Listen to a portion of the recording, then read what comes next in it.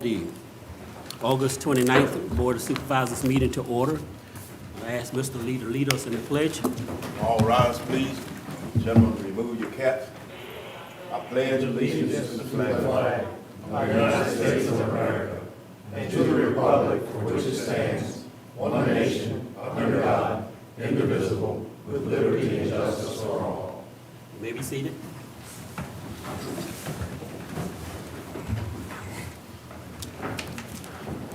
All right, we're getting ready to move into a public input session.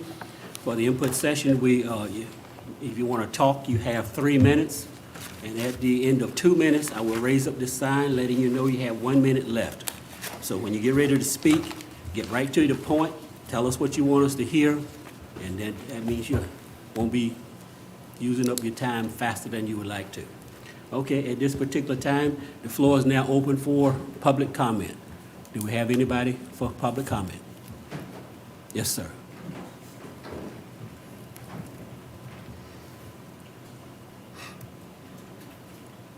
John Costello, District 2. I trust you received my email about King's Grant, and it looks like it'll be interesting. I'd like to speak about your consideration item for the water and sewer items that you're going to. The land is 150 acres, but not all of it is buildable by the looks of the GIS. In fact, probably only half of it, if that much. You're going to bring water and sewer from Kilmarnock, possibly. That makes it easier to build on. It's an R1 zoning, I believe. Is that correct? I think it might be A2. No, it's shown as blue on the Is it? thing, same as the other places, the 2333. Yeah, I That's can't. what I saw. But anyway, it's only about half. And if you're going to build affordable, are you going to do duplexes? Cut all the lots into small sizes? How many lots do you really expect? Where are you going to get the money to do this? Where are you going to get money to build these houses? Or put in the sewer once you find out how much it's going to cost you? If I remember correctly, when we were doing this school study originally, we were talking about in the area of $2 to $3 million to bring sewage up into that area for the high school and middle school. Is that going to be the same or even more? You have to put in all the infrastructure, roads, and so on. It's quite an undertaking, ladies and gentlemen. And you ought to figure out how much you're going to really do for this. Find out how much it's going to cost you just for the sewer. But it's a lot more than this. It's going to be quite expensive for all of us. Thank you. Thank you, sir. Anyone else? Anybody online for public input? No, sir.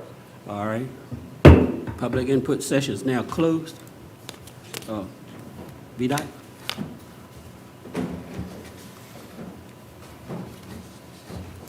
Good evening, David Good evening. Beal. Good evening. VDOT resident engineer. Good to be with you all. We have been busy. We cleaned ditches on Bewley Road and Lumberlost Road. Cleaned pipes on Chase Street, Millenbeck, River Road, Belmont Drive, and White Pine Road. We've cut brush on Weems, Taylor's Creek, and intersection site distance at intersections across the county. We made our pavement repair on Middlegate Road, where we fixed a slope on Route 3. We've repaired a shoulder on Muskemon Road and addressed potholes, sign repairs, and work orders countywide. The second primary mow is complete, so all the primary routes within the county have been mowed. On the work plan coming up, we'll be cleaning ditches on Oakleaf Road and Regina Road. We cut brush, or we're going to cut brush on Newtown Road and Black Stump Road. We'll keep up with the potholes. We have another shoulder repair, more shoulder repairs on Route 3 throughout the county, and we'll keep up with our work orders countywide. We also have a pipe outlet repair to do on Camps Mill Road. We just got the environmental permit for that. So we plan to do that here in the next couple weeks. And the secondary mow will start on the 16th, and that'll be countywide. So that'll be the last secondary mow of the year. That'll start September 16th. We are taking the ferry, the Mary Point Ferry, out of service on Tuesday, September 3rd, for ramp repairs. And actually, if you're interested, the Sunnybank Ferry will be down the entire week for ramp repairs. So we're doing the Mary Point, and then we're moving to the Sunnybank. The plant mix schedule is underway. Appreciate everybody's patience, especially down around Kilmarnock with the traffic. A couple more weeks, we'll be out of there, and hopefully good for a decade or so. Cape Seal, I believe they finished up today. If we have striping or anything to do, it'll be done in the next couple of weeks. The service treatment schedule is complete. A couple other items to update you on the structure and bridge. I did change the date on the repair on Route 3 at Camps Prong to 2025. That project's been awarded. There are four separate projects in that award, and I anticipate the Camps Prong is tentatively scheduled to start June of 25. So I changed that date. And then Oyster Creek Bridge, that right-of-way phase, I mean, it's a design build, so the design is happening now. I really don't anticipate that to be under construction until the start of 25, but the folks down there will hear from the project team probably towards the end of this year regarding right-of-way. And the Norris Bridge signs are up. They've got a few things to finish up before they're active, and that's done. But I expect that to be completed next month. That's everything I have. If you all have anything for me, happy to take any questions. Do y'all have any questions, comments? Yes, sir. Can you clarify on the signs for the Norris Bridge? It looks to me like, are they going to prune trees? Was that an administrative approved project, or where's the funding for that project coming from? That project is paid for out of our Richmond Operations Center, Traffic Operations Center. And yes, we have talked to them about pruning trees, and I think on the Middlesex Do we have a side. total cost for that project? I could get it. Okay. Yeah. Anyone else? I just want to thank you for cutting the brush back off of Lumberloss Road and Weems Road. That was a big help down there. Sight distance. Oh, and one other thing too, when we talk about the pavement schedule for next year, can you continue to look at what we can do with Beach Road in Whitestone? I think it's on there. Okay. Because it's in bad shape. Before they finish, Mr. Gill, you want to talk about the resolution? Yes, sir, Mr. Chairman. We've got several public access projects coming online in the next several years. One of the things that we need to make this process simpler is a resolution from the governing body to grant assurances to VDOT for compliance with VDOT permits as a surety to install, construct, maintain, and operate certain public works and public utility projects along, across, over, and upon highway systems of the Commonwealth of Virginia. The resolution before you is a continuing resolution and can be utilized for our future projects as well. So I ask that you adopt this resolution tonight as we go It forward. essentially prevents the county from having to post a bond on each project. Yes. It's like surety. Gentlemen, before we vote on this, for the motion, entertain a motion, you got any I make a comments, motion that questions? we adopt the resolution. All right, you've heard the motion. All in favor? Aye. Aye. Unanimously passed. Thank you. All right, thank you, gentlemen. All right, thank you. Have a good night. All right. We have presentations. Mr. Gill, introduce the first. Mr. Chairman, a couple weeks ago, Vice Chairman Bellows and Assistant County Administrator John Bateman and I participated in a Zoom call with a company called EarthCam related to the possibility of installing a time-lapse webcam at the Windmill Point project particularly, but it could be at other projects as well. And as we were watching the presentation that they were giving us, it really dawned on me that, this type of service was not only for the construction process to document that, but it could also be very valuable for security moving forward. We thought the entire board as a whole should see this presentation, and then the board could decide if you want to follow down this path. We will need to follow procurement on this, which means we'd have to get 3 bids. But we asked EarthCam to participate tonight. They're going to be online, but they're online, Glenn? Okay. So, and I think it's Joe Strico, I can't remember how to pronounce your name. Is that right? Can you hear me, Joe? I can hear you. It's Strecco. Thank you. Strecco, all right. I think the floor is yours. Fantastic. Thank you very much, everyone. I appreciate you giving the time for us tonight on a very busy meeting. So, real quick, EarthCam's been around since 1996, and we basically put cameras on jobs like yours to monitor, document, promote, and the security aspect. So what I'm going to do now is I'll share my screen, and I'm just going to pull up a camera and show you exactly what we can help you with. So let me know if everybody can see this. Yes, They can see it.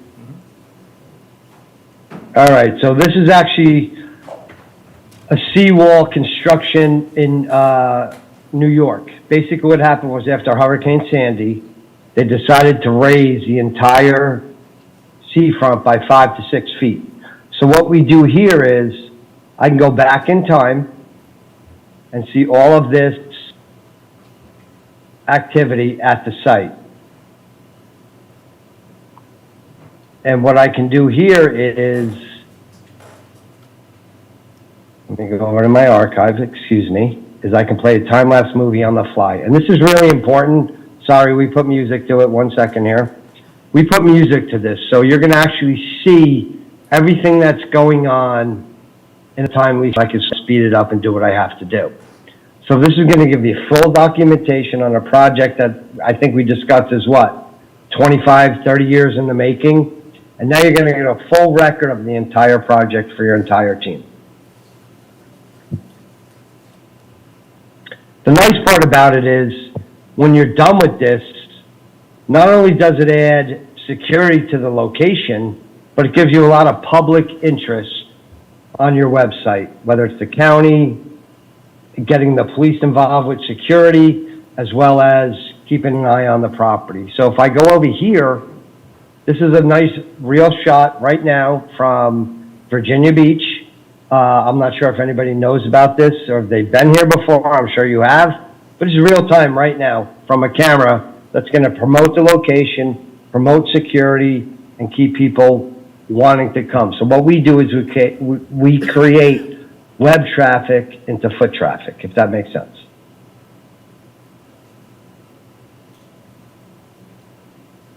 Another example, here's just a beautiful shot from, where are we today? We're in Surf Grand Haven.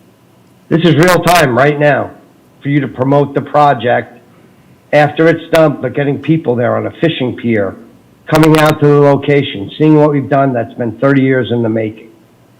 So it's real nice, real slick. That's the public side, right? Let me go back over here, and I'm going to show you this right here. Let me go to the live video right here and show you this. This is live right now in New York. If I want to zoom in over here on detail, I draw a red box. And you can see exactly what's going on. There's no audio, so it's not eavesdropping laws or anything like that. It's just a great way to promote your location. Any questions? Yeah, like this. My question is cost. We'll get into that with Yeah, the invitation to bid. okay. All right. Yeah, I mean, I can. Yeah, exactly. Yeah, we had one supervisor, I don't know if you could hear him, Joe, that Supervisor Lee asked about potential cost. And I know that you have provided us a quote, but I intentionally withheld that because I didn't want to unfairly position your company once we do this quick invitation for bid. But I think it would be fair to say that this project would be more than 10,000, but less than 20,000, if that's a good range. That is correct. But I It's right in the middle. Maintenance cost as well, though. We had Supervisor Smith just asked about ongoing maintenance, or how about annual fees? I don't know that we touched on that, or, what, could you give us a ballpark estimate on what that might be, or, Do we want to do that now, or just do that in his, I mean, in his writings and stuff? Since we're going out We for a could just bid. ask, will there be? Since we're going out for a bid, yeah, you Yeah, know? let's, Yeah. let's go to To bid. be fair to him. All right. Yeah, But okay. there will be. yeah.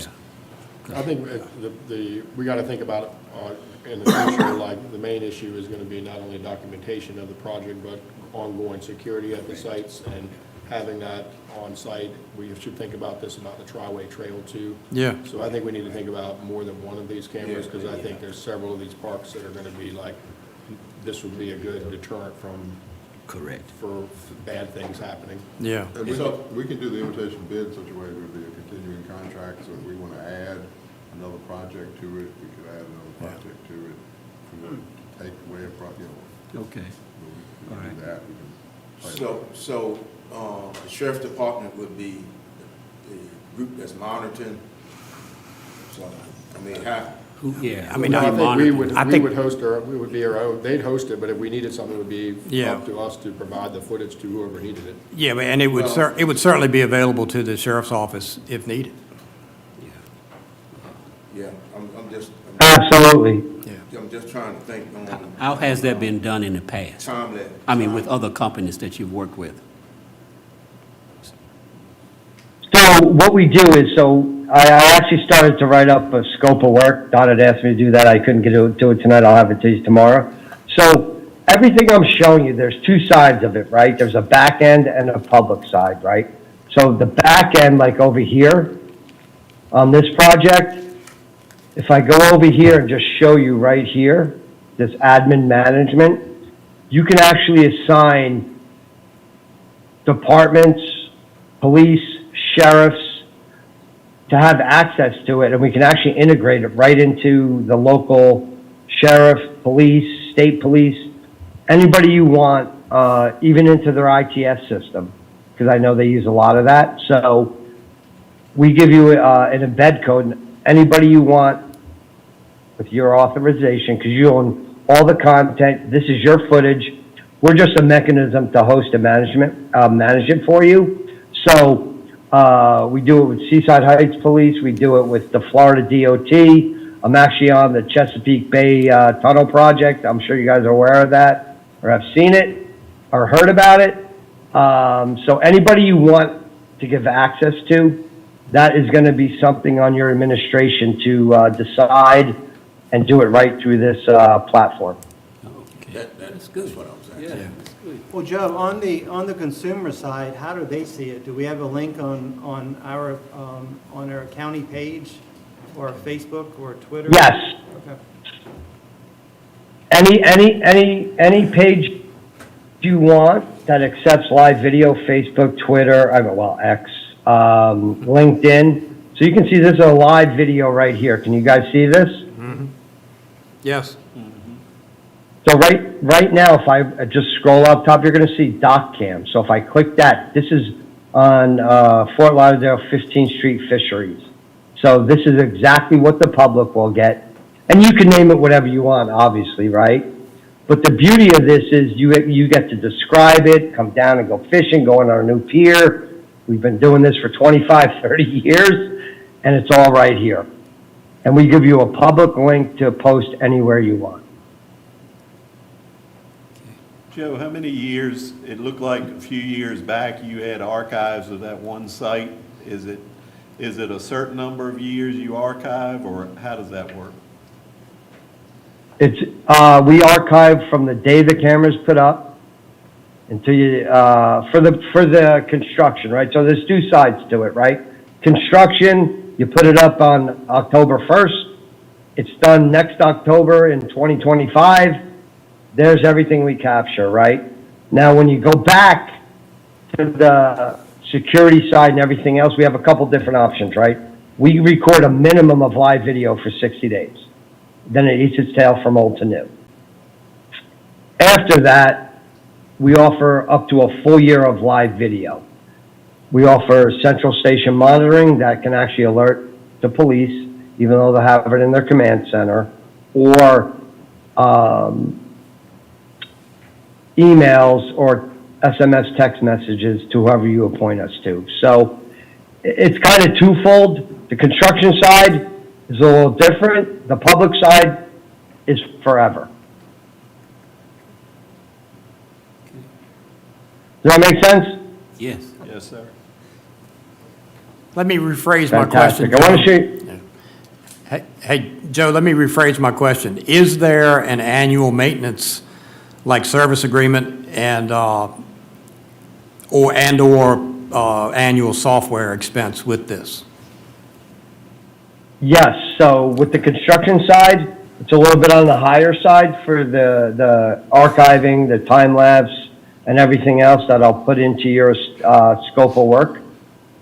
And after the construction, what I'm showing you now, like right here for Windjammer Beach Club in Florida, right? Right here, this is $200 a month, what I'm showing you right now. Very minimal. You already have the camera. And check out these views right here. 49 million views. 49 million. Insanity, right? And we actually have a co-marketing with your team. We will push you guys out to everybody we have. You get the own embed code on your own website, plus the earthcam.com website, which obviously is crazy. Views being around 27 years. In addition, we give you Google Analytics, and we will show you the web traffic that turns into foot traffic. Okay. Let's get the invitation bid out. Yeah. I won't take my shirt off at the beach. Yeah, I can take you anywhere you want to go, folks, but I'm trying to, just give you a quick presentation, because it's, I've been over here over 15 years, and to be able to go around the world and not only document projects for construction, but have this destination tourism side, it's absolutely amazing. So I hope you're enjoying this. All right. Any other questions, gentlemen? Thanks, Joe. Okay. Just Thank leave that you. on the screen. Yeah, I'll- Thank you very much. Thank you. Yep. Okay, Thanks, everybody. We look forward to hearing from you. If you need anything from myself or Bill, just let us know. all right. Thank you, Joe. All right, Don. Thanks, everyone. Have a great night. Yeah, this is something I think we ought to Yeah, look into. thanks for sharing that with us. And what I'm looking for now is it the board's pleasure for us to continue with this and go out to bid for Well, it's for in this the type of form of a service? motion. I move that we do that. All right, all in favor, say aye. Aye. That's a unanimous vote there. There we go. Right. Thank you. All right, okay. Mr. Pittman, Thank you. thank you. He's still with us.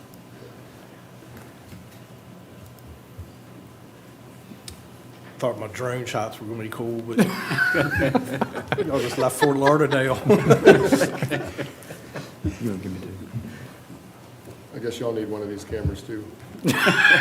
We've actually got one, Branch has one on the school website, so you can go on there. I don't think it's a live feed like what he was just showing, but at the end of the project, we will have a time lapse where we can go back and show the construction of the school. That's good. There's actually a couple cameras out there. So a quick update on the school construction. First of all, I'd like to thank Jackie for that above the fold picture in the paper this week. So thank her for adding that to the thing. So I believe it's this picture that was included in that, and gives a brief glimpse in the paper about where we are. But there's a lot of stuff happening at the site, and just kind of want to get you guys up to speed on where we are. This is Branch's 2-week look ahead. They'll be closed for the Labor Day holiday. Just going through the trades that are on site. Bikert is working on the football field area.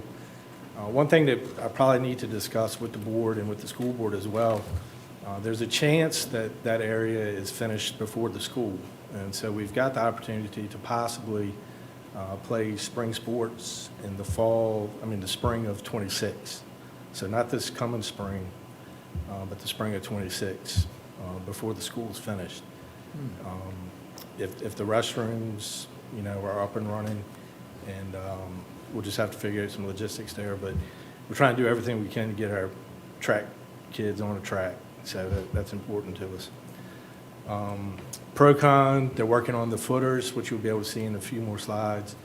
The guys are basically done drilling the wells. We've got a few more.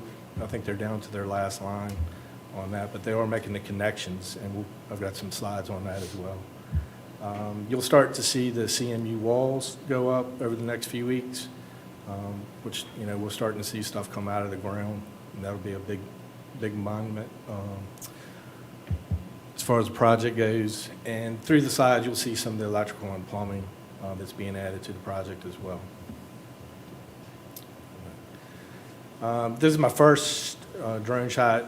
We've finished the wall that they've been working on all summer. You can see how they've got the grade pushed back up to the back side of the wall, and you're starting to see the footers for the outside wall for the classroom. So it kind of gives you an indication of how wide that is. And the other thing I want to point out in this picture are the penetrations through that wall that have already been coordinated with the trades, electrical and plumbing. So later on through the project, they don't have to go back and make those penetrations through that wall. Everything's pre-planned and very well organized between the trades. We can get to the next slide. This is more of above, same general vicinity, but this kind of is looking straight down on the project. I wanted to point out these two things because my next two slides will show you what's included, what they call level 0, which is at the bottom of that page, and we'll go into level 1. And what you're seeing is the outline of basically the gym area of the school. So you'll be able to see how that lays out in the next two things. You can also see what's going on with the well drilling. You can kind of get an idea about they're on that last line up there, and they're starting to bury some of the lines that they're connecting. Well, there's like additional unpoured footers up in the front there? Is that what that is? Yeah, they're actually gym walls. That's all part of the gym. Yeah, and I believe that was taken on Tuesday, so it's a pretty recent shot. Okay. So this is level 0. That wall that you were just staring at is that top line of that page, and this just gives you an idea about what's included in that area. It's basically 10 classrooms. Bathrooms are up close to the stairwell. The elevator shaft, which you can see sort of in the center of that page, it's not really pointed out, but it's that square item in the center. And again, it's just to give you an idea about how far that, you can see it in that last drone shot, but everything that's going on at level 0. The next slide is what they call level 1, and this is basically the heart and soul of the school: gym, auditorium, classrooms, locker rooms. And you can kind of get an idea from that last picture. Those two sections that were on that drone shot were around those bleachers where walls go. So a lot of progress being made over the past few weeks on this. Back to the well drilling, they're finishing up that line that's close. I brought, Jason had asked a few good questions about this, and I figured I'd bring a little show and tell, let Don pass that around. Just to give you an idea about the durability of that pipe that's going in the ground. They test that line to 100 PSI, which is almost twice the pressure that it will be under during normal use. Also learned, it's kind of neat, they don't join this pipe up together, they actually weld it with a special tool. It gets heated and they bring the material together. But they tested at a very high pressure. So the likelihood of leaks is low. They do happen. And if we were to get a leak, they can narrow it down by the stages within the school to know where the low pressure is coming from and actually isolate it and work on it from that. So it's a pretty high-tech system. They buying that pipe locally? I don't think that came local. There's a lot of local pipe on the school site. But I don't believe that came loaded. It's heavy, she just threw it at me. Yeah, I'll get that off your desk, Ms. Coleman. We can get to the next slide. Brett's been kind enough to share a few photos. I keep missing the test, and he was out there for one of the pressure tests that they were doing. And again, it just gives you an idea about the depth of these pipes. It's highly unlikely we run into any issues, but the possibility does exist. But again, these things are tested. And when they do one test, when they go to the next run, both of those lines are tested. When they go to the next one, all 3 lines.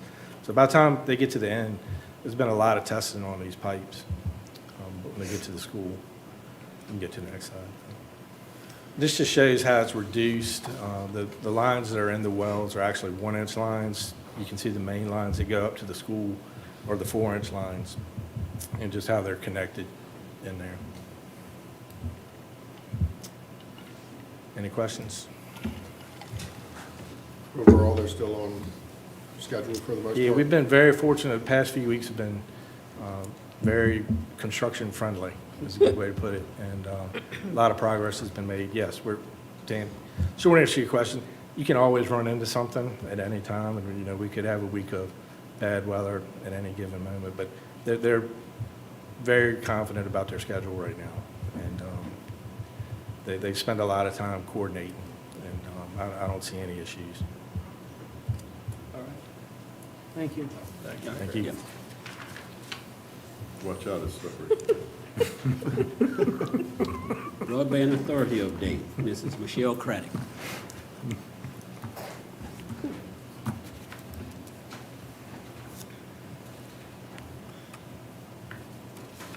Good evening. Good evening. I'll start with APB on the update. They have 409 locations are actively in service now. There's a lot of other locations where service is eligible, but the people have not signed up yet. The numbers that Tom Ennis gave me right before the meeting was the 409 out of 1,712 locations that are able to be connected. So there's a lot of locations that are able to be connected at this point, and APB is on their marketing to get these people interested if they are and connected, right? So And then- have door knockers or whatever been left at all those locations? They have, I have seen my neighbors, for instance, what the people are receiving, and it was a little card in their mailbox, is what it was.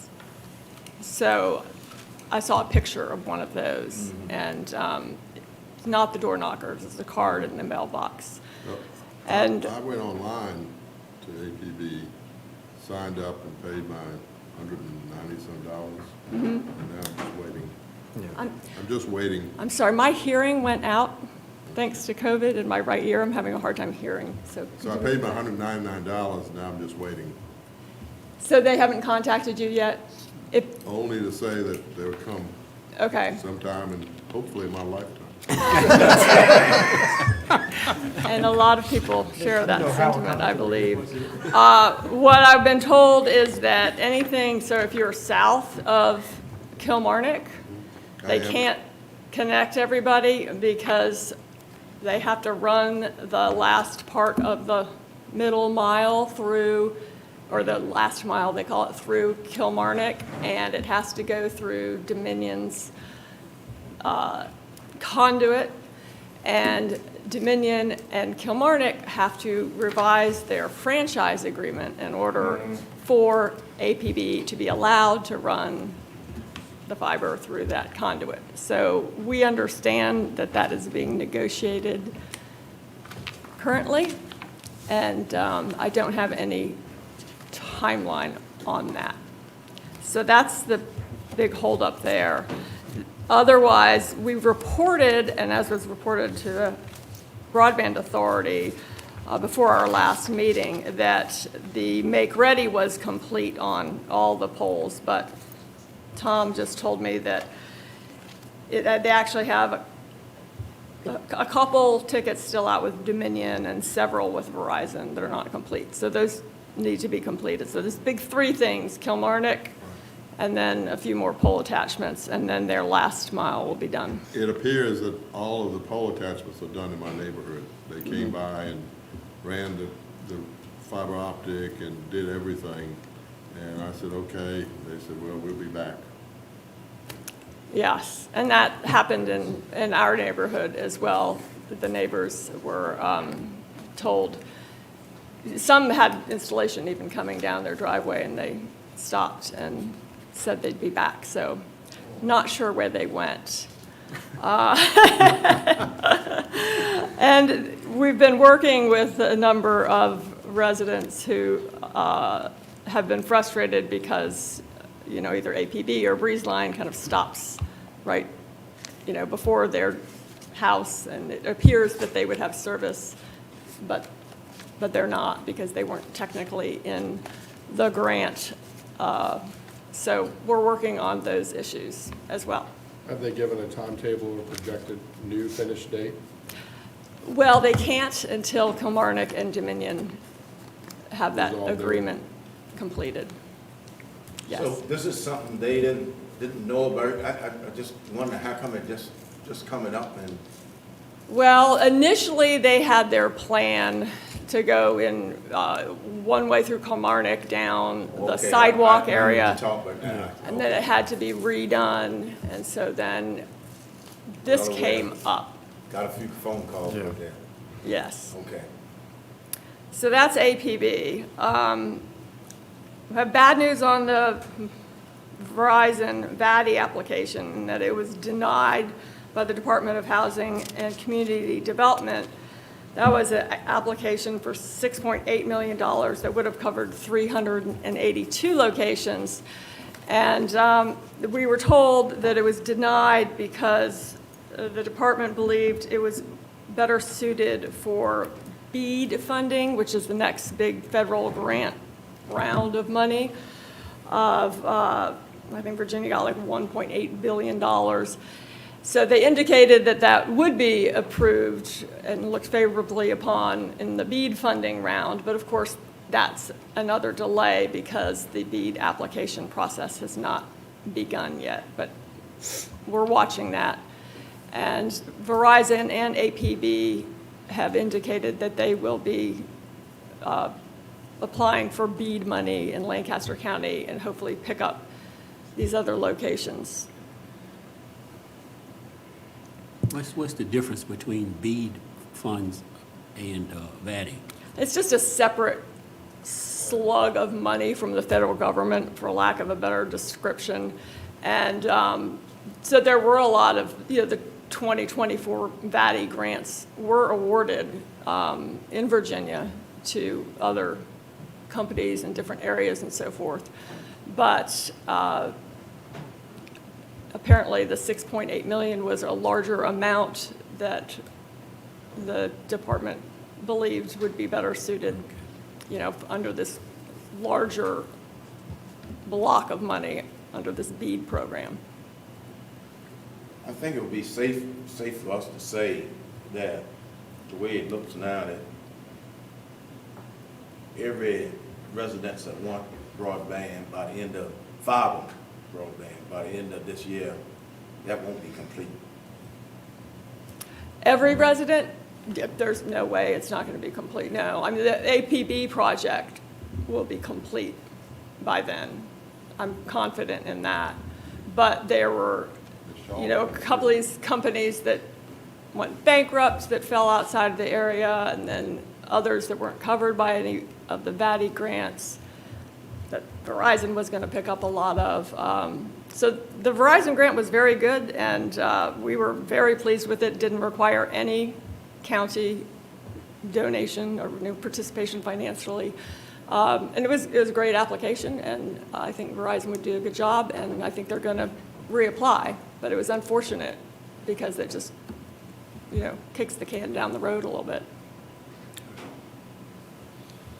Okay. Any other questions on that?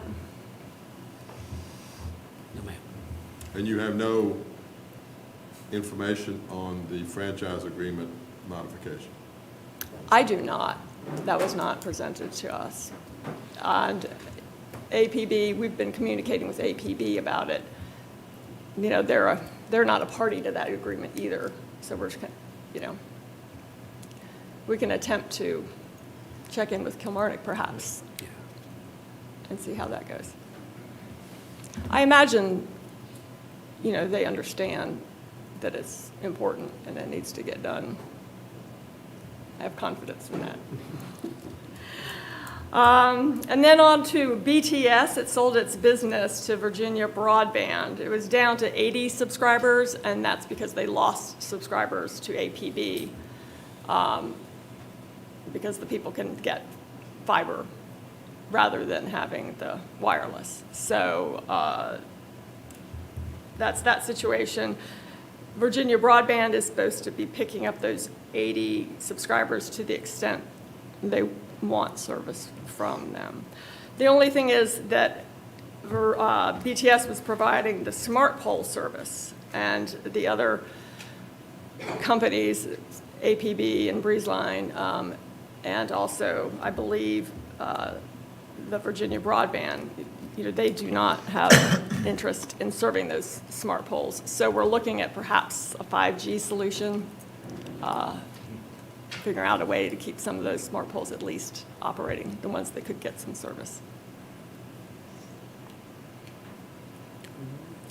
And that's all I have, if you don't have any other questions. Do you know if Virginia Broadband has contacted the BTS customers who will be losing service on August 31st? I mean, is it a seamless transition, or is it not? I do not, but I can check into that for you.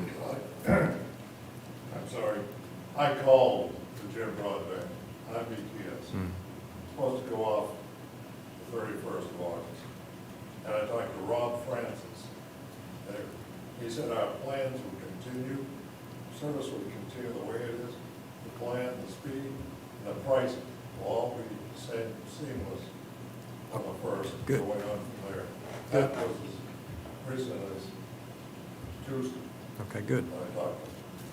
good. That's good. Any questions, comments? I just want to add one thing to what Mr. Lee said about door knockers. As APB brings their different areas of the county online, and we all know they brought the Currituba Peninsula online first. We had that initial lighting back in April, I think. And they recently lit up the area around Courthouse Road.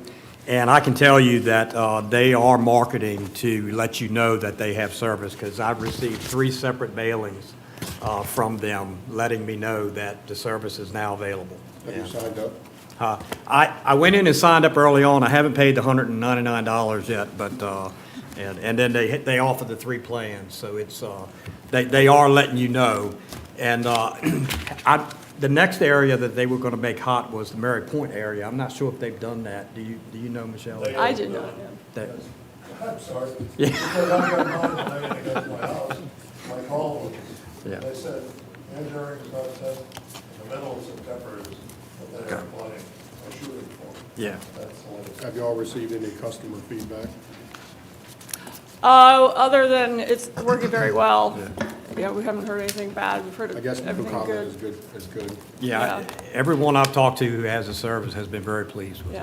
Yeah, and I haven't seen the marketing material because I'm one of those one-off houses that are, You- have it running down the end of my street.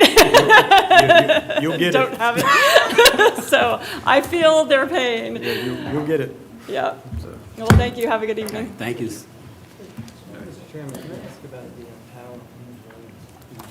So, Olivia, we've been talking quite a bit about the inactive tower on Weems Road, and I'm telling my constituents, the end of August, well, it's the end of August. Here we are. Any word on that? I have not heard an update on that. I will reach back out to them because he did say August 29th, I think. So I'll find out, let you know. Okay. And if I see lights on the way home, I'll let you know. Okay. All right, and we're moving into the public hearing session. All right, Mrs. Hall? Thank you, Mr. Chairman. Tonight, we have a public hearing to discuss requests received to update the definition of boat pier private in Part 1 of the zoning ordinance. This public hearing comes to the Board of Supervisors from the Planning Commission with a recommendation of approval 5-0. County staff and the Board of Supervisors received feedback from multiple local residents and contractors that Part 1 of the zoning code should be updated to align with updates to the Code of Virginia, which were made in 2006. Currently, Part 1 of the zoning ordinance only allows for 250 square feet for an L or T or other structural configuration for private use on a pier. The Virginia State Code was updated from 250 square feet to 400 square feet on March 31st in 2006 for L and T platforms. Updating the code language to 400 square feet will eliminate confusion for designers and homeowners and allow for larger piers. Larger piers also generate more tax revenue while providing more space for residents to enjoy and access the water. This update to the code would also streamline the review of permits, potentially saving homeowners money on revisions that will no longer be necessary due to uniformity with the state and county code. At the time of the drafting of this memo, there were no written objections to this hearing. Okay, but any questions, comments before I open it up to the floor? All right, I'm getting ready to open up to the floor for your comments, to hear your comments on what we have proposed here. All right, so again, you have 3 minutes. At the end of 2 minutes, I will hold this up, letting you know you have 1 minute remaining. So get right to the point so you can use your 3 minutes wisely. Okay, at this particular time, the floor is now open. Any comments from the floor? Any online? No, sir, no hands raised. All right, floor now, now closed for public comment. I entertain a motion. I move we adopt the amended zoning ordinance. All right, you've heard the motion. All in favor, say aye. Aye. Unanimous vote. Motion passed. All right. The next proposal is a hearing on zoning ordinance. No, you just did that one. Yeah, I'm looking at the one that says number 2. Okay, yeah, you're right. On the application for changing a zoning district classification from Northern Housing LLC, that we've been asked to postpone that, and we will. But since it's on the docket, we will not take any action on this tonight. But if anybody came that want to say something now, you can. And again, you have, hold on a minute. Again, you have the 3 minutes, and at the end of 2, I will hold this up.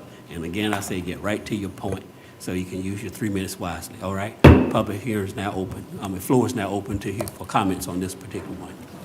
My name's Michael Shelwer, and I live on Pembroke, very close to the area that's asked for rezoning, and I fully support it. It'll have minimum impact on the traffic in our area, and it's a good constructive business, and I think we should facilitate their operations to the degree possible. I would encourage you to support the proposal. Thank you. All right, thank you, sir. All right, anyone else? Anybody online?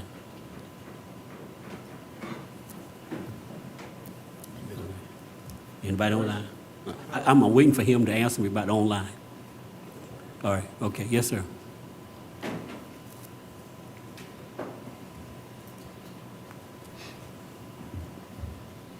I spoke at the Planning Commission, and I'll repeat what I said.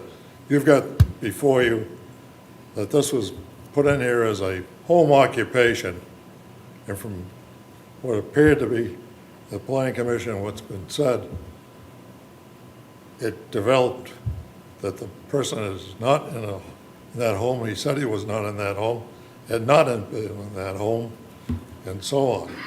And it became developed. And now it's back here as a fait accompli that he's built this thing and doing it. And what are you going to do with the next one that comes? We have ordinances.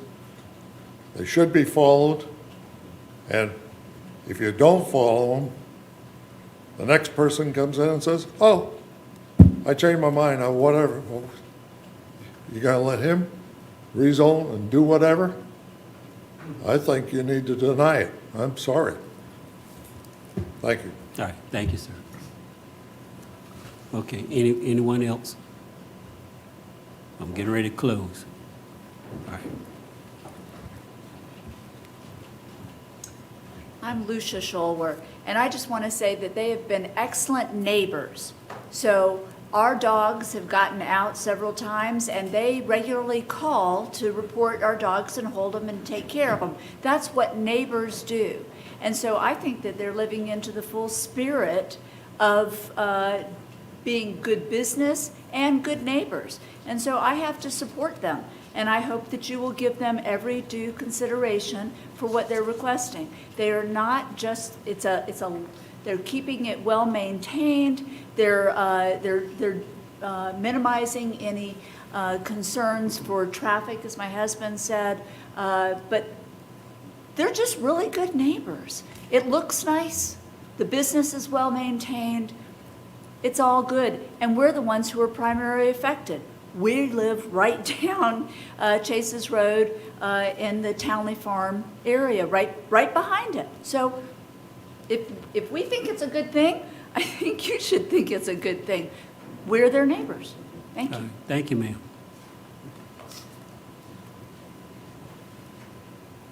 Mr. Chairman, this is the fourth time? Hold on a minute. Is anybody else? I'm sorry. All right. And nobody else online? No, ma'am. Okay, I'm closing the floor to this. Yes, sir. This is the fourth time it's been continued at the request of the applicant, which, for reasons that may be valid, I'm not criticizing that. I think, however, it's probably time to say this is it and set it for hearing and do it, and let the applicant know that it's going to be heard on that day.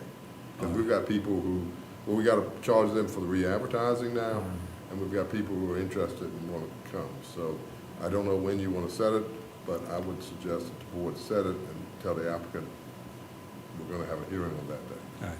Mr. Gill, you Well, take care of we have, we'd like to schedule it for the October 31st meeting because the September docket is full at this point.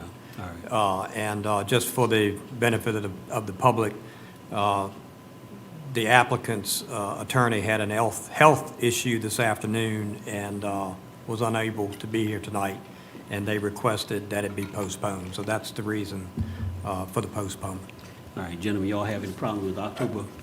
I guess this is a question I got, and I guess we will have to, but at the October 31st, we still will have another public hearing. Yes. An additional advertisement, which will be charged to the applicant. Yeah. And just to make sure, so the board will be voting regardless of who isn't here or who is here. That would be my recommendation, to Yeah. advise the applicant the matter is going to be heard in public hearing on October 31st, and the board intends to take action that night. Okay. All right, sounds good. Because is this the fourth or fifth continuance? It's at least the fourth. And some of it was failure to do plat, some of it was the applicant's fault. Yeah. The attorney being sick, I'm not thinking it's the applicant's fault, but it needs to be ended. All right. Okay, gentlemen, y'all in agreement with that? Yes. All right, good. All right, Mr. Gill. All right, okay, so let's move on to the consensus docket. Move for approval of the consensus docket. All those in favor of approving the consensus docket, say aye. Aye. Approval unanimous. All right, the next one is consideration of salaries and invoices. Mr. Chairman, I move that we approve the August expenditures in the amount of total invoices, $2,507,565.67. Total payroll, $449,839.60, for a total of $2,957,405.27, of which capital improvements were $1,701,926.46, and ARPA funding of $75.58. All right, y'all heard the motion. All in favor, say aye. Aye. Motion passed unanimously, okay? Let's go to number 2. All right, Mr. Gill? Mr. Chairman, the Board of Supervisors previously directed that we prepare a resolution declaring Lancaster County an agricultural disaster area due to the abnormal drought and heat that was sustained during May and June of this year. The recent beneficial rains and the decrease in temperatures have, will help the later crops, but there's no reversing the damage that has already been done. So we've prepared this resolution. It's similar to what Northumberland and Richmond counties have already done. And I would ask that you adopt this resolution tonight so that we can forward it to the appropriate state agency and let them know how we feel. Gentlemen, I move that we approve this petition of the governor of the Commonwealth of Virginia to declare Lancaster County a disaster area due to drought, and heat. You heard the motion. All in favor say aye. Aye. Okay. Mr. Pale? Yes, sir. I would like to just say, as most people know, I farm in the county, and I just wanted to make it clear that this ordinance doesn't have any additional effect on me as it would in the normal course of my business, so I just wanted to make sure that was clear. It would not affect you any more than any other farmer. Any other farmer in the area. All right. So, okay, you haven't said that. Okay, that's good. And the motion has passed unanimously. Okay. Mr. Gill? Mr. Chairman, your third consideration item tonight deals with a proposed reimbursement agreement with the town of Kilmarnock for a Good Luck Road water and sewer service feasibility study.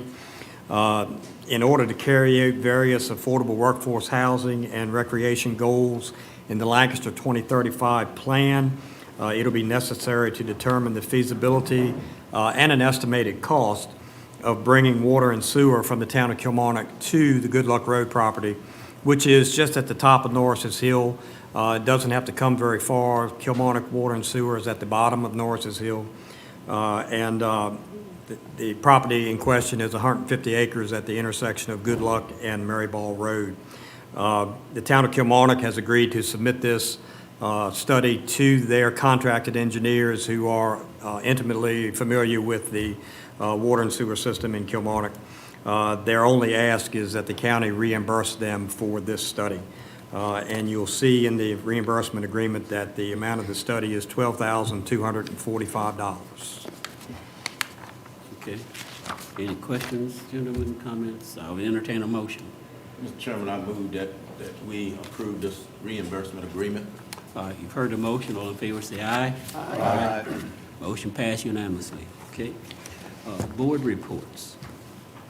Mr. Chairman, I'd like to make an appointment. Okay. I'd like to reappoint Stephen Pittman to the Building Code Appeals Board.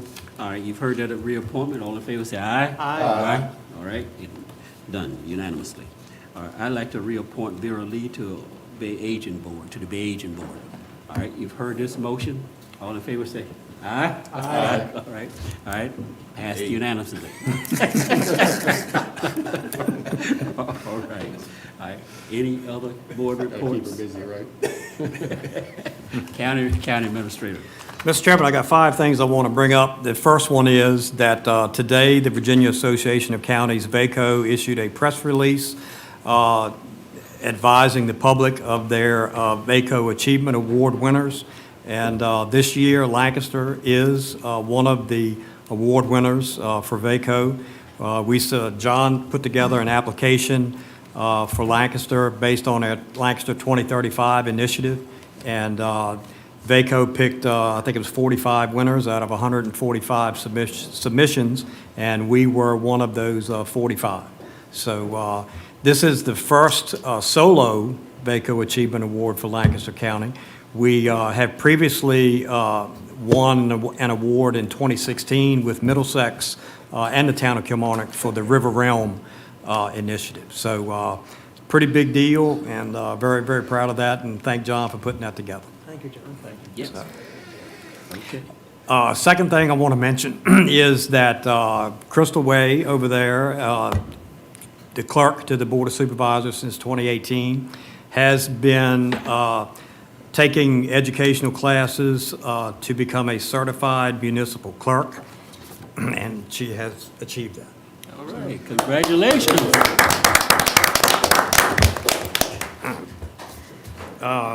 Number 3, the Board of Equalization has scheduled, I believe it's their 10th meeting now, for next Thursday, September 5th.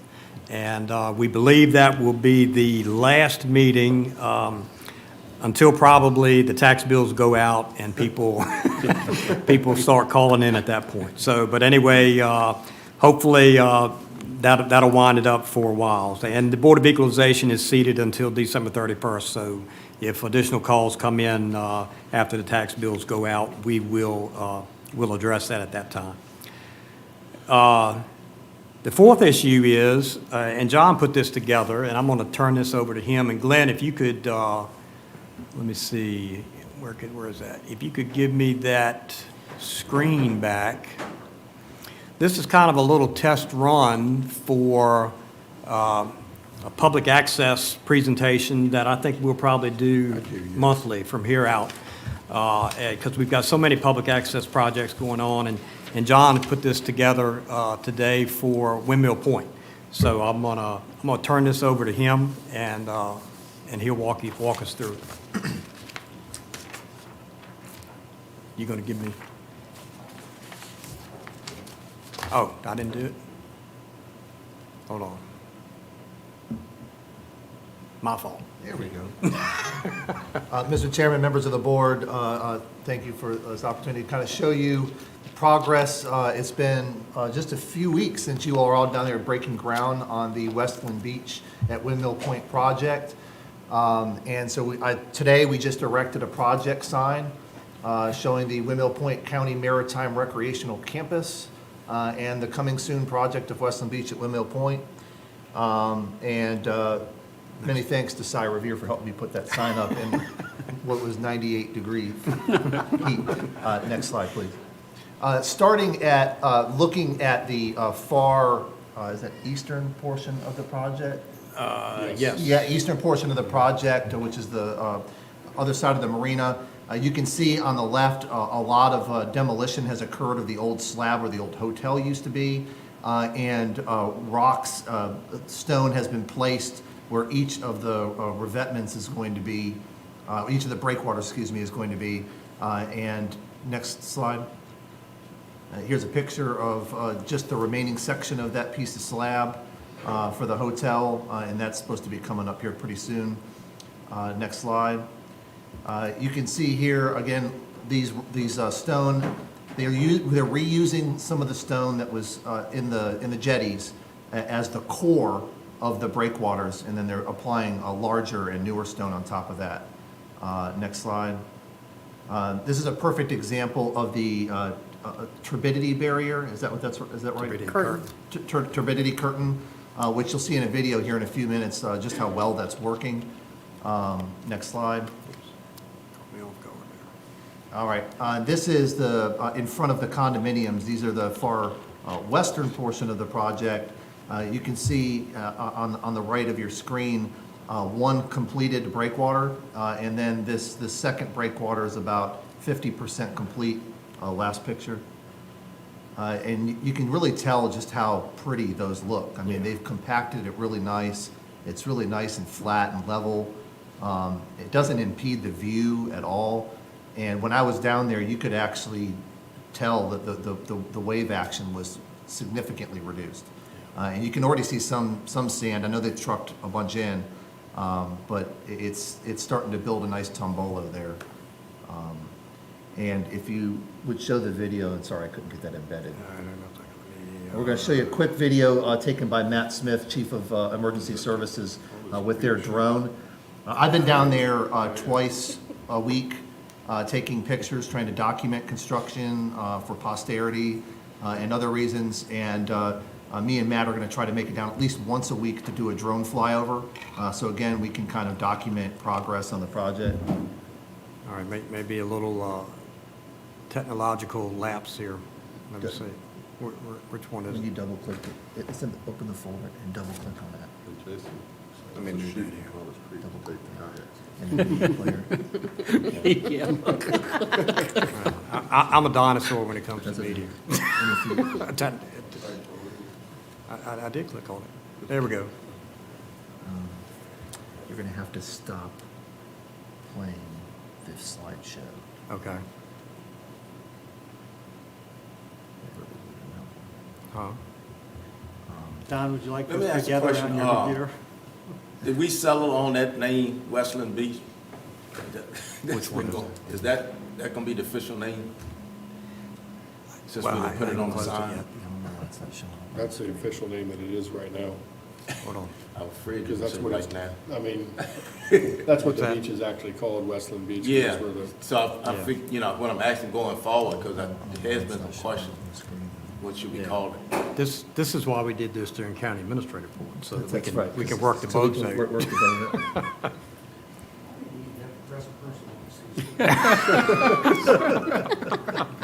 I'm trying to close these others out, so then it won't be but one left. That's a high school update. I'm trying. There, all right, now, it should show up now. Hold on.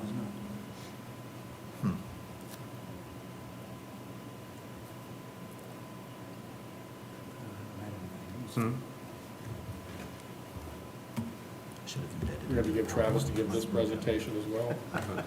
Yeah, sorry about this, I didn't fellas. want to see it anyway. Okay.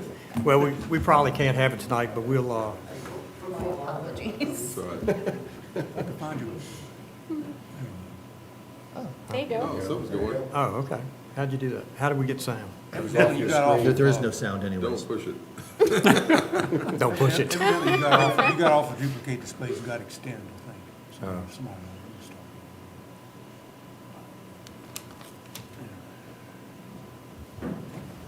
We have no volume. There's no sound, it would just be a buzzing noise, Oh. because it's a drone. Well, how There you come, go. how come it's There not we on go, my screen? there we go. But as you can see, I mean, they've already placed the core stone in every spot where the breakwaters are gonna go. The turbidity curtain's doing an excellent job of keeping the sediment contained within the construction area. This was actually taken a few days ago. This was taken last Wednesday. Last Wednesday, When, yeah.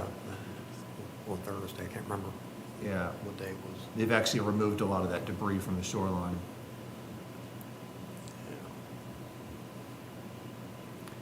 And this is their EMS chief, Matt Smith, driving the drone Yeah. in here.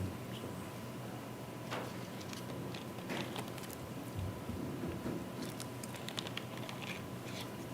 It's a big project area.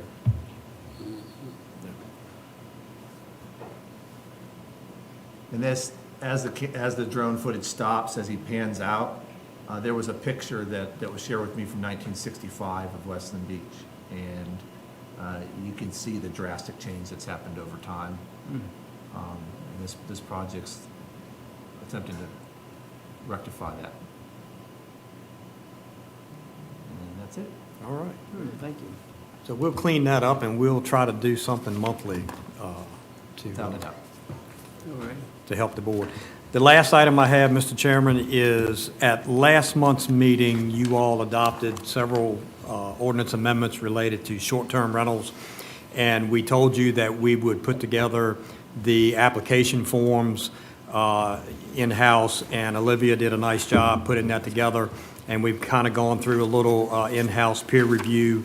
And what we have for you tonight, you have two handouts at your desks. One of them is for a hosted short-term rental. There will be one form that combines the annual registration and the hosted application, since no special exception application is required. So it's one form for the hosted short-term rentals. In the other packet with the paperclip is the unhosted short-term rentals applications. That's actually two forms because it is the annual registration, which is one form, the first page, and then the second page, the second packet is the one-time application for special exception. Olivia did a nice job trying to include everything that had been talked about in these applications. The Board of Supervisors doesn't really have to approve these, but a couple of you mentioned that you would like to see what was in these. So these are for you. Take home, look at them. If you have any questions, comments, or concerns, if you could let us know next week sometime, and then we'll start getting these filled out and getting special exception requests before you. All right. Thank you. Do we, So we got a timeline on when these gonna be mailed to the people we know of, right? Yes, sir. We have actually 10 applications already submitted for special exception. And once we get the final go-ahead on these forms, I'll email those people who have already applied, and we'll get them scheduled as soon as possible. And then the rest of the short-term rental list will also receive a mailing about it. I don't remember the ordinance. Do we have a date in which they have to apply for the annual registration? January 1st? We didn't set that date. I think it's kind of implied that it's by the calendar year. My goal was to mail them Yeah. and let them know that it needed to be for the first. They needed to pay for the year on the first of that year. Right, because there's a fee to register fee, but Right. Right. if they don't, I'm trying to figure it out in my mind to say they Yeah. don't register it, and then you assess the fee against them, they come in and register it, well, they're gonna say, well, I did register, so I'm gonna pay a fee. Yeah. But, yeah, we'll work through that. Yeah, we probably should include a date on the annual registration form. And, so anyway, yeah, give us your feedback on that, and that's how we intend to proceed. Sounds good. That's it? Yes, sir. All right. Mr. Bullets? I move that the Board of Supervisors enter into a closed meeting for one personnel per section 2.23711A1 of the Code of Virginia, two, acquisition, disposition of real property per section 2.23711A3 of the Code of Virginia, and three, legal matters per section 2.23711A8 of the Code of Virginia as amended. All in favor of this motion, say aye. Aye. All right. The motion passed. We're now in closed session.